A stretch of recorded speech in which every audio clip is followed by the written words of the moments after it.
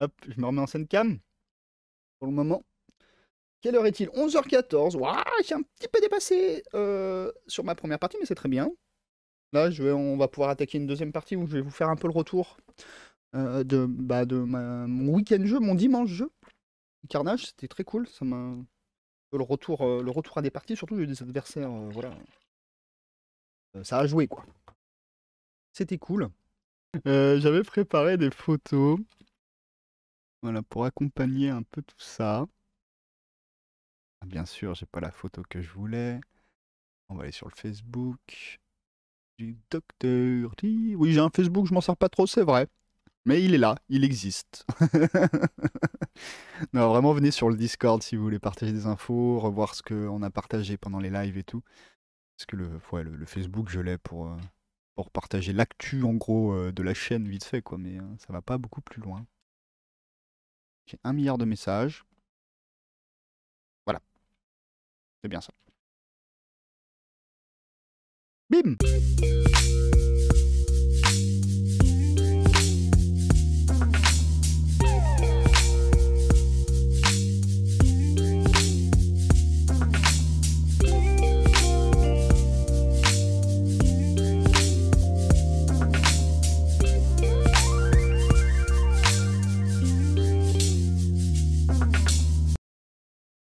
Ouais, j'étais à Sartrouville. Donc là, on est à la MJC. C'était pas un événement, c'était un tournoi, parce que ça compte quand même dans l'open, mais on était en mode relax, hein. C'était plus une journée jeu, il y avait quand même pas mal de nouveaux, donc on était dans l'idée de on s'amuse, on se détend. Mais comme ce n'était pas un événement avec du public et tout qui passe, TGCM donc était là, mais n'avait pas à avoir à tenir son stand, donc ils ont pu jouer avec nous, et ça c'était cool. C'était cool, c'était cool. Et du coup, j'ai pu faire une bagarre contre Manu de TGCM, que vous aurez dans l'émission d'ailleurs de ce mois-ci. Ça va être mardi prochain, je crois. Ouais, c'est ça. Je vous recontacte, je vous redonne l'horaire bientôt. Mais on va parler de jeux de rôle et de figurines, et du coup, il y aura les gars de TGCM avec nous aussi.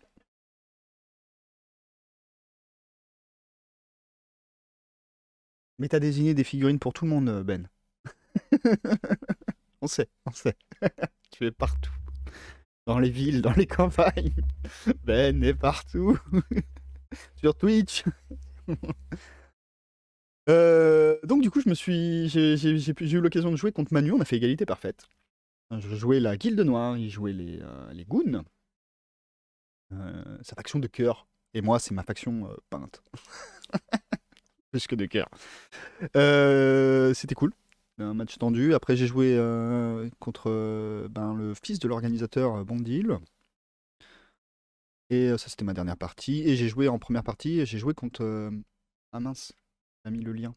Il a un YouTube, faudrait que je vous le mette. J'ai joué contre Grimfang, qui a un YouTube, je vous passerai le lien, je vais le faire incessamment tout de suite là. Euh, il y a un YouTube où il fait du Epic.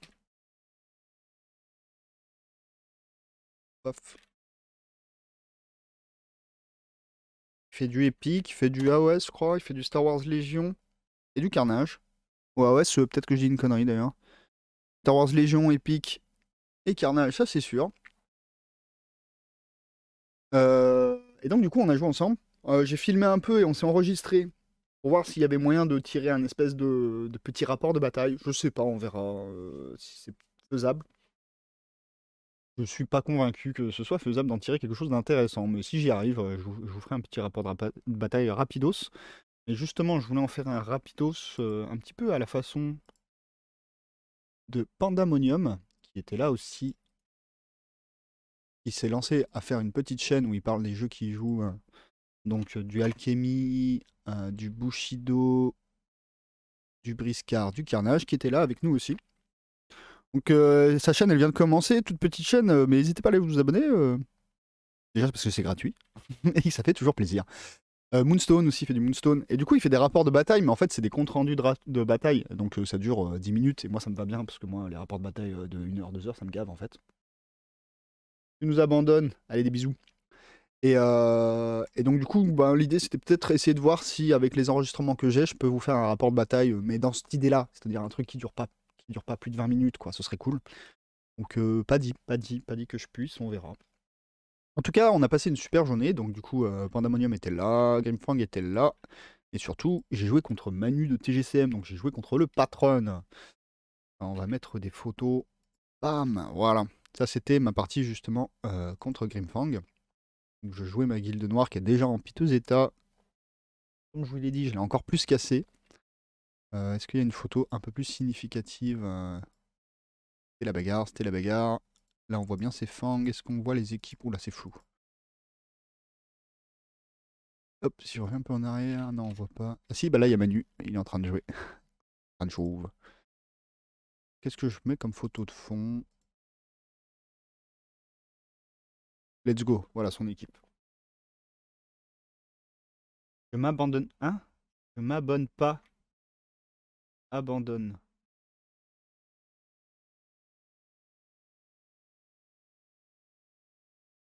Oui, tu nous abandonnes.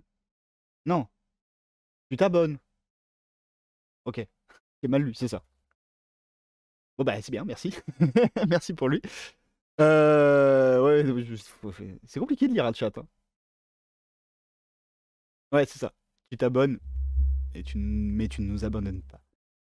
Je sais pas comment tu le vis là, maintenant que tu commences à faire des lives, mais c'est compliqué de lire un chat en vrai. Bon, j'apprends petit à petit, mais pas évident, hein. Surtout quand tu bosses, parce que je me rappelle les lives où je faisais du kit bash ou de la peinture.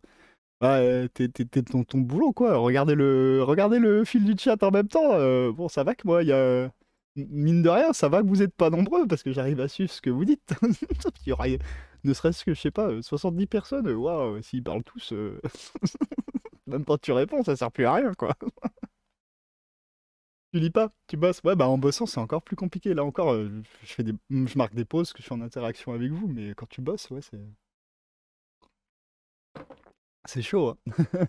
D'ailleurs, moi, en tant que spectateur Twitch, je préfère les petits lives où il y a une cinquantaine de personnes, grand max 70, parce qu'on discute. Juste sur des lives où il y a, je sais pas, 300 personnes, ça sert à rien de mettre un message dans le fil d'actualité, il y a personne qui va le lire, ça défile trop vite. Donc du coup, on a fait 3 parties, c'était cool. Les petits lives avec de l'interaction, c'est plus intéressant. Oui, bah complètement. Bah, je trouve que l'intérêt, moi, d'un live, c'est l'interaction. Donc, du coup, s'il y a trop de monde et qu'il n'y a plus d'interaction, autant regarder la VOD quand tu veux et ne pas t'imposer l'horaire chiant. Là là. Donc, je dérive, je dérive. Donc, bah, c'était cool de se remettre au jeu et surtout, ce que j'ai apprécié, c'est que là, enfin, j'étais face à des adversaires. Parce qu'au début, les premières parties qu'on a fait, c'est vrai que bah, beaucoup découvraient le jeu. Et ce week-end-là, j'étais en face d'adversaires qui connaissaient les règles, qui jouaient. À la rigueur, celui qui était le moins familier, c'était le fils à Bondil, mais comme son père, il est bien à fond, ben, il jouait bien, il comprend bien les règles. Il était juste plus jeune, on n'a pas pu finir la partie, ça c'est peut-être sûrement pour ça d'ailleurs que je perds, je pense, parce qu'on n'a vraiment pas fait assez de tours et que mon jeu se déploie sur plusieurs tours, mais bon voilà, hein. C'est le jeu, ma pauvre Lucette. Mais j'étais face à des joueurs voilà, qui connaissaient les règles, donc il y avait une fluidité et c'était agréable. Et ben, mis à part avec le fils de Bondil, où effectivement on n'a pas fini la partie, les deux autres parties, donc contre Manu et contre Gauthier, on a fini nos parties et ça c'est agréable. Ce qui était rarement le cas au tout début où on commençait à faire des parties de carnage en tournoi. C'est assez frustrant, notamment aux 10 ans. Je me rappelle, il y a beaucoup de parties qu'on n'a pas pu finir parce que ben, quand tu connais pas encore les règles, tu manques de cette fluidité. Et il y a vraiment beaucoup de possibles dans Carnage qui fait que, bon, ben, en tournoi, ils disent 1 h 30, les patrons. Oui, 1 h 30 si tu connais les règles. Quand tu découvres les règles, c'est pas 1 h 30 une partie. Donc, du coup, on va peut-être mettre moins de parties quand il y a plein de débutants et essayer plutôt de les finir. Donc, du coup, là, c'était cool. C'était vraiment fluide. Les parties étaient serrées. Ben, comme j'ai dit, une égalité. Et puis, même ma défaite face à Gauthier. Ma défaite malgré des jets de dés insolents, hein. J'ai fait des très bons jets de dés, mais bon, ouais, ce n'est pas qu'un jeu de dés, il y a la stratégie qui compte, et ça a été serré, il restait plus grand monde sur la table. Victoire serrée, mais incontestable, hein. Même si on avait continué un tour ou 2 tours de plus, je pense que on était d'accord sur le fait que la situation n'aurait pas été retournée. Donc victoire tout à fait méritée de mon adversaire qui a très bien joué. malgré des jets un peu chiants aussi. À un moment donné, il a eu une série de poisses. Après, c'est revenu à la normale. Mais au début, il a eu une sacrée série de poisses. Moi, j'ai une sacrée série de chance, mais surtout sur un de mes personnages qui était là pour tanker et qui a bien tanké sur ses défenses. Donc forcément, ouais, ça aide. On est plutôt content. J'ai joué sur une table qui, comme ça, là, comme vous le voyez, c'était sur cette table. J'ai joué contre Manu aussi sur cette table. Donc du coup, ça fait une sorte de goulet d'étranglement. Et moi, dans ma façon de jouer, avec cette équipe-là, du moins, donc ça, c'est mon équipe de conversion.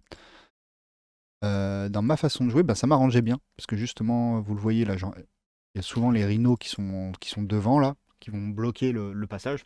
Donc du coup, c'est vrai que le terrain aussi était propice pour moi et ma façon de jouer. Donc ça a été plutôt cool contre Gauthier ou contre Manu, parce que ça a plutôt servi mon plan de jeu, la façon dont était disposée la map. J'aime toujours autant le jeu. Et d'autant plus que là, j'ai joué avec des gens où c'était fluide et ils avaient aussi un plan de jeu et on savait ce qu'on faisait chacun de notre côté. C'est vraiment très très agréable. Je trouve que c'est un très bon jeu. Je suis un peu triste parce que je trouve qu'il n'a pas le succès qu'il mérite.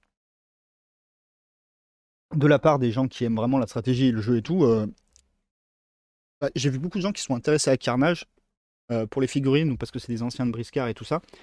Donc ils sont intéressés par le côté esthétique, ce que je comprends tout à fait. Je trouve que les figurines sont très belles. Mais je suis surpris que plein de gens qui sont vraiment intéressés au gameplay, à des jeux stratégiques, qui ont vraiment des capacités de choix et tout, et qui demandent vraiment une maîtrise intéressante qui peut demander du temps et vraiment très. Enfin, jouer, je trouve qu'il y a vraiment des choses à creuser et profondes. Ils ont pas été conquis ou ils ont même pas essayé de jouer le jeu, alors que ben, c'est un des jeux, franchement, de tous les jeux que je joue, c'est un des jeux que je trouve qui va le plus loin dans son gameplay. Et en plus, c'est un jeu français Cocorico. Donc bon, bah, c'est les gens, hein. Notamment, je sais que ben, Grégory, que vous entendez souvent sur la chaîne, et que je parle souvent de toute façon, il n'a pas adhéré à sa partie test. J'aimerais bien lui refaire tester, parce que peut-être que la personne qui lui a présenté lui a mal présenté les choses, hein, aussi, c'est possible aussi, hein. Des fois, la première rencontre, c'est important, hein. Mais vraiment, moi, je garde ce jeu comme mon jeu principal en termes de jeu, parce que je m'éclate vraiment. Vraiment de la réflexion, il y a vraiment un système de création de listes riche, varié et complet. Et je retrouve pas ça ailleurs, au niveau gameplay en tout cas. Maintenant, je joue à plein d'autres jeux, mais pour d'autres raisons. Mais celui-là, c'est vraiment mon jeu où j'essaye de performer et d'être bon au jeu. Du coup, est-ce que je vous fais un... Non, j'ai pas envie de faire un espèce de rapport de bataille, hein, c'est un peu chiant les rapports de bataille. Après, vu qu'on s'est enregistré, je sais ce qui s'est passé pendant le, euh, pendant la partie, donc je peux vous faire au moins le résumé de cette partie-là. Pas faire beaucoup plus pour les autres, et de mémoire, quoi. On a rarement l'occasion de faire une première bonne impression. Ouais, après, j'en ai vu des jeux. Genre, par exemple, bah, on en a parlé il y a pas si longtemps que ça. Je crois que c'était le dernier Morning Papoting. Il y a eu une journée jeu sur Warbound. Et Warbound, généralement, la première partie de test, ça match grave, hein. J'ai pas vu des parties test où les gars étaient vraiment déçus ou n'avaient pas compris le jeu. Mais après, c'est pareil, c'est parce que c'est des systèmes qui sont. Bah, Warbound, pour le coup, c'est très mécanique comme pensée, je trouve, de création du game design. Et donc, du coup, tu appréhendes tout de suite les aspects du gameplay et moins perdu que présenter Carnage. Ça doit être, c'est plus complexe à présenter parce que dans une partie de présentation, tu ne peux pas vraiment montrer l'ensemble des possibles qu'a ce jeu. Alors que je pense que, ben, par exemple, moi, les démos Mars Code Aurora, ça marchait bien, COG, ça marchait bien, mais parce que je pense qu'en une partie, même une moitié de partie, même 2 tours, t'as compris le potentiel du jeu assez facilement. Et je pense qu'il y a des jeux qui sont beaucoup plus simples à présenter que d'autres. C'est pareil, hein, tu vois, Malifaux est quand même assez riche et complexe. Et j'ai du mal à penser que tu puisses montrer tout le potentiel du jeu en une partie d'initiation. Même en un mois. C'était le problème de Malifaux. Il y a des gens qui s'intéressent Malifaux mais qui n'y jouent pas parce qu'ils savent que ça demanderait trop de temps pour apprendre à vraiment bien jouer. Ça fait partie des points qui fait que j'ai toujours pas de team de Malifaux, mais c'est principalement parce que j'ai pas de thunes et comme la plupart des jeux que je joue pas, c'est juste parce que j'ai pas de thunes et pas de temps. Mais Ouais, ouais, si je dois le comparer, pour moi, en termes de richesse de gameplay, en termes de degré, Carnage, c'est du Malifaux FR en termes de degré de richesse de gameplay. Je dis pas que c'est du Malifaux, hein. Je dis pas que les jeux sont exactement pareils, voire pas du tout en fait, mais en termes de profondeur de gameplay et de possible, on est sur un truc qui se ressemble un peu là. Ouais, non, je vais pas faire un rapport de bataille. Il est quelle heure là? 37, 20, ouais, parce que ça va faire plus de 20 minutes. Après, la partie était cool. On a fait des scénarios. Ils ont été bien choisis, les scénarios. Bon, après, il y avait le dernier scénario, c'était le scénario détente, un peu, parce que c'est le scénario de l'aléatoire. Mais il est drôle, il est drôle. Ça permet de retourner une partie, ça peut être assez fun. Le dernier scénario, c'était la tour d'Aden, pour ceux qui connaissent le jeu. Donc, du coup, en gros, si vous voulez, il y a un événement, pour ceux qui ne connaissent pas, il y a un événement aléatoire au début de chaque tour. Et donc, ça peut aller de faire coûter les actions plus chères à faire vomir tes personnages. Donc, du coup, voilà, c'est ça qui fait coûter les actions plus chères, réduire leurs mouvements, leur infliger des dégâts, bref, faire des mouvements aléatoires, ça m'évite le bordel sur la table. Donc il y a ça à gérer en plus de l'adversaire. D'ailleurs, souvent on essaye de se défendre, enfin, essayer de gérer les événements aléatoires plus que son adversaire des fois. Et moi je me rappelle d'une partie contre Bondil, là je jouais contre son fils sur le même scénario, c'est rigolo. Mais contre Bondil, on avait pris plus de dégâts à cause des événements aléatoires que parce qu'on s'était rentré dans le lard, hein. Et sinon, grosso merdo, le scénario, c'est récupérer des objectifs, mais sauf que dans les objectifs, ils ont un score qui a été disposé aléatoirement et tu ne le connais pas avant la fin de la partie. Donc, ce qui est marrant, je trouve, dans ce truc-là, ça peut être frustrant pour les gros compétiteurs, mais je trouve ça assez drôle parce que tu peux pas te dire, allez, ok, c'est bon, j'arrête. Jusqu'au dernier moment, tu peux perdre en fait, parce que tu peux avoir ramassé plus d'objectifs que ton adversaire. S'il a ramassé les bons objectifs, c'est lui qui va gagner la game. Donc tu sais pas. Donc jusqu'au dernier moment, tu fais en sorte qu'il ait le moins possible, voire pas du tout d'objectifs, et toi que tu en aies le plus possible. Parce que tu peux les récupérer sur ton adversaire et tout ça. Donc c'est vraiment un scénario. Il y a beaucoup d'aléatoires, donc certains vont rager sur ça, mais qui a ce côté, tu es obligé de te battre jusqu'au bout. Si tu joues la gagne. Pas te dire, bon, voilà, c'est bon, j'ai fait mon score, maintenant je campe, je temporise. Non, c'est pas un scénario où tu temporises. Temporiser dans ce scénario-là, c'est un coup de poker, qui est pas forcément très malin. Donc je le trouve assez cool quand même pour ça. Après, peut-être que les événements aléatoires, c'est. Peut-être que juste en fait, ce côté pioche d'objectifs suffirait déjà à en faire un bon scénario. Et peut-être que les événements aléatoires, effectivement, sont un peu durs. Je sais pas, à voir. Faudrait tester 100 pour voir si c'est intéressant quand même. Qu'est-ce que j'ai fait? Contre Manu, on a joué les sources, pour ceux qui connaissent le jeu. Et pour ceux qui ne connaissent pas, les sources, il y a des puits au milieu du terrain. Il y en a un qui est à vous, un qui est à votre adversaire. Et en gros, il faut aller chercher des seaux d'eau dedans et puis les ramener jusqu'à votre base, finalement. Sachant que ça réduit le mouvement de faire ça. Donc c'est quand même toute une logistique. Donc ceux qui jouent vraiment élite et qui ont personne et qui ont que des figurines chères, ce qui était un peu mon cas, sauf que j'avais prévu le coup dans ma team, il y en a une qui vaut vraiment pas cher et qui est là justement pour faire les courses. Mais ceux qui ont vraiment fait que de l'élite et qui ont que des figurines chères, ça les fait un peu chier de devoir en utiliser un pour porter des seaux d'eau, quoi. Mais bon, le jeu m'a pas Lucette, hein. Ça reste un jeu de scénario, hein. Suffit pas d'être bon à la bâche. J'aime beaucoup ce scénario parce qu'il est vraiment technique. Faut vraiment bien s'organiser et bien ouvrir son plan de jeu. J'ai fait une égalité parfaite avec donc du coup jouer contre Manu. Ouais, on était bien organisé. Il était en surnombre comparé à moi. En même temps, comme j'ai dit, je jouais de l'élite. Est-ce que ça serait possiblement passé autrement? Je dirais qu'il a fait une erreur principale, c'est qu'il a voulu absolument tuer une de mes figurines qui était une menace, hein, certes, mais du coup il s'est trop mis à découvert avec le seul vrai tueur de son équipe. Et donc mon vrai tueur à moi en a profité pour lui expliquer que c'était lui le caïd de la rue. Et donc du coup il a très vite perdu sa capacité en dégâts. Et à partir de là, il a dû un petit peu composer avec le fait que sur le rapport de force pur, moi j'étais plus impactant. Et bon, ce qui l'aide un peu, c'est le nombre. Donc du coup, ça lui permet quand même de faire des objectifs, malgré que le rapport de force soit en sa défaveur. Que mine de rien, j'ai pas assez de monde non plus pour changer comme la mule. Après, peut-être que j'étais un peu frileux, peut-être que j'aurais dû rentrer dans l'art peut-être un peu plus violemment, peut-être, je sais pas. Mais donc du coup, voilà, égalité parfaite. Ça s'est joué vraiment en plus à la fin du tour et tout. J'étais sur une victoire et paf, il arrive à mettre son saut et on est bon, quoi. Donc c'était cool. Partie très serrée jusqu'au bout aussi.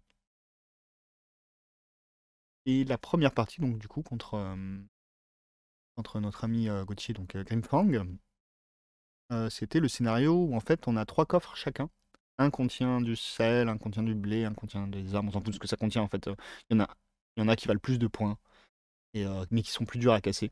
Et l'adversaire ne sait pas lequel est de notre côté. Et il faut que vous alliez chercher celui de l'adversaire, et pareil, vous ne savez pas lequel est quel contient quoi. Donc il faut déchiffrer d'abord le coffre pour savoir ce qu'il contient.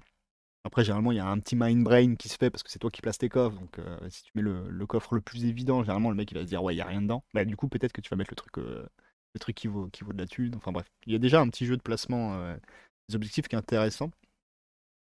Moi, j'ai décidé de la jouer serrée. J'ai mis tous les coffres très près les uns des autres pour obliger à. Parce que comme j'étais moins nombreux que lui, vu que moi je joue Elite, j'ai 5 figurines. Lui, il était sur du 4 larbins, 4, 5, 6, 7, il est à 7. Ce qui est la moyenne haute, c'est du populeux. 7 à carnage, c'est du populeux. On va rarement au-dessus de 10, même 10, c'est rarement viable. Donc, pour pas subir ça, j'ai regroupé pour l'obliger à venir vers moi. Lui a plutôt regroupé aussi, parce que comme je vous l'ai dit, le terrain est en goulet d'étranglement.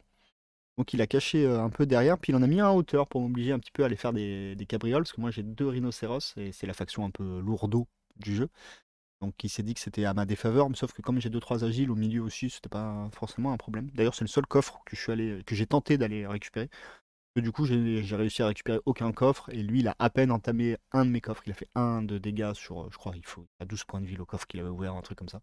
Donc autant dire qu'on a eu du mal à jouer l'objectif. Par contre, on a joué la létalité, hein, parce qu'à la fin de partie, lui, il lui restait 2 figurines sur 7, et moi, il m'en restait 1 sur 5. Autant dire que ça a mis des baffes. Par contre, celle qui me restait, elle était en pleine forme et énervée. Parce que c'était Matisse, pour ceux qui connaissent le jeu, ils ont compris. Que c'était pas forcément. C'en est un qui en vaut 5, quoi. Il est assez énervé, ce profil. Bon, bref. Lui comme moi, on a été très frileux au premier tour. On a juste avancé, et on s'est regardé dans le blanc des yeux. On attendait de voir. Parce que lui comme moi aussi avait des figurines qui sont en embuscade, c'est-à-dire qu'elles sont hors de la table. Elles sont cachées dans une des zones de la carte qui est décidée en amont, hein. Et du coup, elles peuvent toujours interrompre une action si tu rentres dans leur zone. Donc bon, on est un peu frileux sur ça quand on a un adversaire qui joue ça, parce que ben il peut court-circuiter nos actions et ça peut être assez punitif.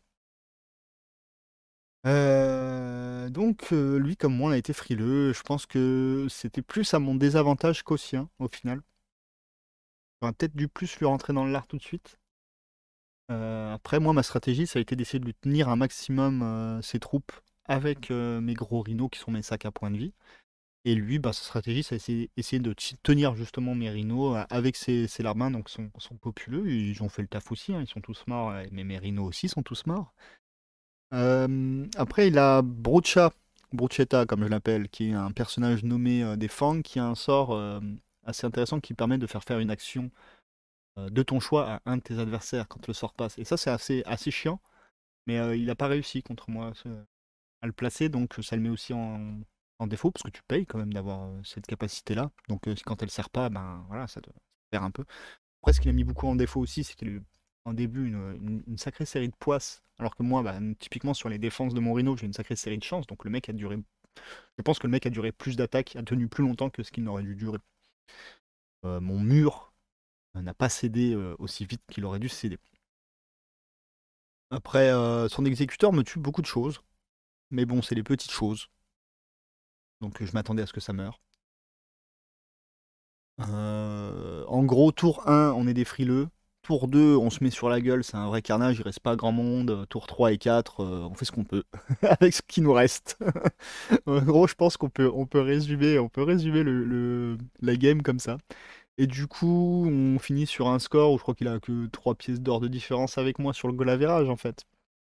Et il a la victoire parce qu'il a réussi à arracher 1 PV sur 12 de 1 des coffres. Et que moi, j'en ai arraché juste aucun. J'ai pas assez joué objectif, certes, mais en même temps, il y avait beaucoup à gérer au niveau kill, parce que mon adversaire, comme moi, était très agressif sur la table. Donc il a fallu gérer ça. Donc, c'est pas évident. Bah, je pense qu'on le voit pas mal, l'agression sur la table.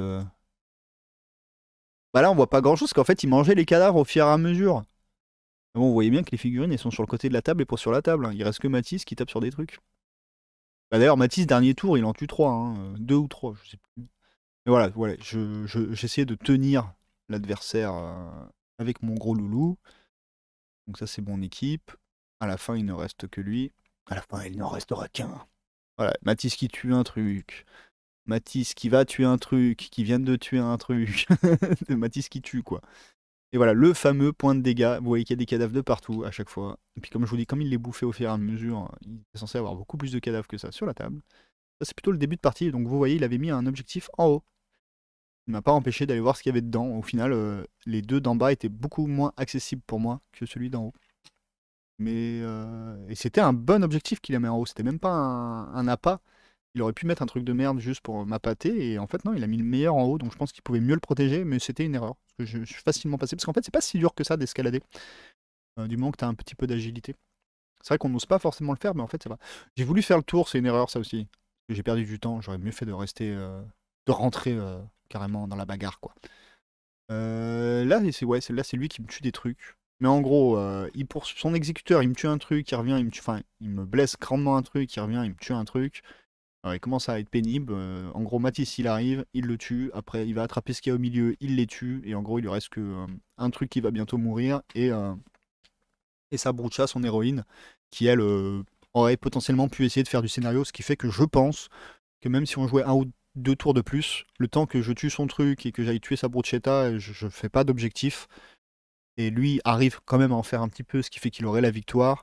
Ou alors je vais faire les objectifs, mais du coup il fait plus d'objectifs, et donc du coup ben, il garde la victoire quand même. Je pense qu'il aurait eu la victoire quand même, même si on avait fait plus de tours. Après par contre je pense qu'il aurait été table rasée, ce qui pour le moral me fait toujours rigoler, tu vois. Voilà. Alors, ça fait un petit tête-à-tête. Elle a pas été très efficace, voire elle a servi un peu à rien ma petite là sur ce scénario. C'est peut-être ça aussi qui fait la différence, hein. Ça peut être que des petites choses. C'est vraiment, moi je trouve que c'est vraiment très fin, hein, le gameplay de. Voilà, moi je m'étais positionné comme ça. Vous voyez les trois coffres qui sont en bas avec Merino devant et tu touches pas. C'est vraiment très fin le gameplay de Carnage. Et donc du coup, vraiment des petits choix, je trouve, des petites décisions peuvent vraiment ben, ouais, te mettre à une façon de jouer différente et changer la physionomie de la partie, hein. Genre là, il a voulu absolument foncer sur ma petite. Ici. Interception. Du coup, bah moi je suis apparu en interruption et je l'ai poussé. Ben, mine de rien, il a perdu une activation en fait en faisant ça. Et ça, pareil, il aurait pas fait ce choix-là. Je pense que, ben pareil, la physionomie de la partie aurait été différente. Son exécuteur aurait peut-être été beaucoup plus létal ou aurait fait l'objectif ou autre chose. Mais ça aurait été pas du tout pareil. Voilà. Le scénario, c'est qu'en gros, il arrive, je lui fonce dessus, je le fais tomber. Et bon, voilà, mon héroïne va s'occuper de ma nana et va la défoncer. C'est des choses qui arrivent. Et ben voilà, l'autre photo d'après où elle est morte. C'est cool, là, il s'est fait ses pions carcasses. En fait, ce qu'il a fait, c'est qu'il a moulé avec je crois que ça s'appelle Blue Stuff ou je sais pas quoi. Il a moulé le devant de ses figurines. Donc ça fait une figurine beaucoup moins fine, beaucoup moins jolie qu'une figurine d'origine, mais ça suffit très bien pour faire un cadavre. Il a moulé une petite partie, puis paf, il a fait ses cadavres comme ça. Bah d'ailleurs sur sa chaîne, il y a un tuto pour expliquer comment il fait ses cadavres, si vous voulez aller voir. C'est intéressant. Il y a quelques petits tutos hobby qui sont cool. Donc Grimfang, hein, la chaîne. Je vous l'avais mis dans le chat. Et je le remettrai de toute façon, je pense, dans le Discord. N'hésitez pas à nous y rejoindre. Donc voilà, moi très content. Très content de cette journée jeu. C'est très très cool. Je repasse en caméra, il est 50 dans 10 minutes, il est midi, c'est très bien. Je trouve que on a été nickel sur le planning. C'est quoi l'adresse du Discord? Attends, je vais te filer ça. Non, il est dans mes descriptions de Twitch et tout, mais je vais te le remettre. Ce sera plus simple. Pour toi. Pop. Inviter des gens, oui. Modifier le lien d'invitation. Je veux qu'il s'expire jamais. Je vais les copier. Et il est collé. Voilà.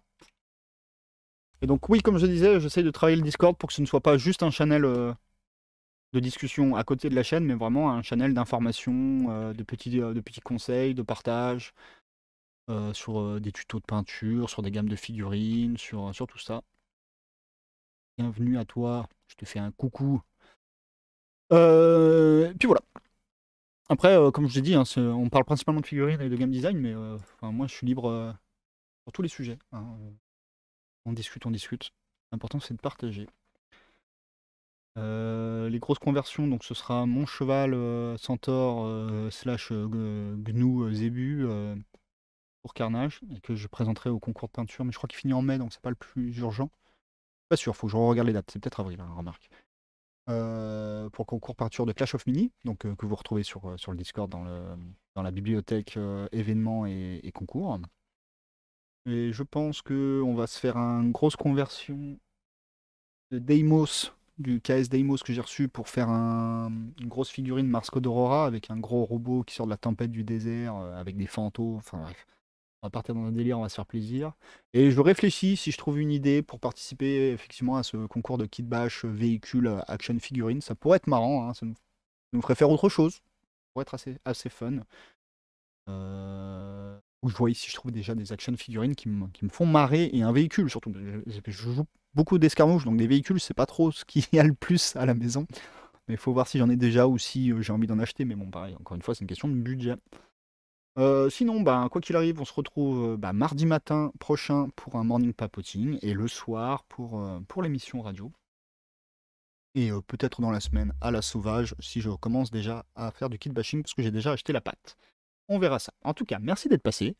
Merci à ceux qui ont regardé la rediff aussi. N'hésitez pas donc du coup à vous inscrire sur le Discord, à mettre des commentaires sur YouTube, tout ça, hein, vous connaissez. Ça fait toujours plaisir, je vous lis. Voilà. Donc tout est dit, hein. À la prochaine. Des bisous.